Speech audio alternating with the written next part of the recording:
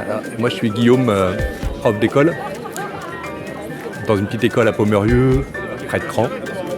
Et je manifeste aujourd'hui pour que tout le monde ait les mêmes conditions de travail que moi. Alors moi j'ai 17 élèves, à 3 niveaux. Et là du coup à 17, à 3 niveaux, ça se passe bien. Et j'ai 2 enfants en inclusion, mais ça se passe aussi bien parce que j'ai que 17 élèves. Donc je peux m'occuper de tout le monde. Mais malheureusement, ça va pas durer. J'ai les bonnes conditions de boulot cette année, puis les enfants aussi. Mais il faut s'attendre à ce que ça change en fonction de la démographie du village, quoi. Alors que voilà, c'est la première fois de ma vie que ça m'arrive d'avoir aussi peu d'élèves et d'aussi bonnes conditions de travail. Alors que c'est ça qu'il faudrait qu'il y ait à longueur d'année en fait.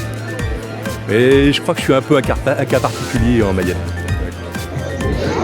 Et qu'est-ce qu'on peut souhaiter aux collègues du coup qui n'ont pas les mêmes avantages comme tu dis? Le même taux d'encadrement qui serait celui-là, parce que on sait qu'il y a beaucoup de souffrance en ce moment par rapport notamment à l'inclusion d'enfants en situation de handicap. Mais les souffrances, elles sont quand même bien amorties quand on peut s'occuper de tout le monde. Et la souffrance, c'est de ne pas pouvoir s'occuper des enfants, d'avoir le sentiment de rater son travail. Et c'est très frustrant et ça finit même par de l'amertume. On voit que de plus en plus, il y a des discours qui tiennent à dire que c'est plus possible de continuer comme ça, que ces enfants-là ne peuvent pas rester dans les classes. Et c'est pas forcément les gens qui tiennent ces propos-là qui sont responsables de ça. Les gens qui sont responsables, c'est ceux qui les ont mis au pied du mur.